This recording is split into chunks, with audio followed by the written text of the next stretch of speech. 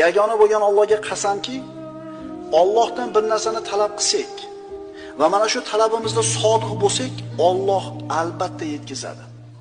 Qaytaraman. Vallohillazi la ilaha illahu.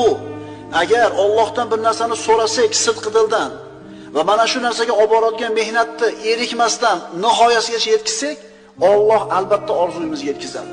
Chunki siz Allohdan so'rab, sababini zo'r qilib turib, niyatingizga yeta olmay qolishingizdan ko'ra, koinotni vayron bo'lib ketishi Alloh uchun yengilroq narsa. Alloh taolo bilan bandalar o'rtasida bor yo'q ikkita kalima bor ekan. Alloh aytadi: "Ya ibadi minkumus sidq va minnil adl." Ey bandalarim, sizlardan sodiqlik bo'lsin, mendan adolat bo'ladi. Ya'ni niyat qilding, shunga yetkazadigan ishni sodiqlik bilan qilgin, men odil zotman. Agar shunga loyiq mehnat qilsang, yetkazaman.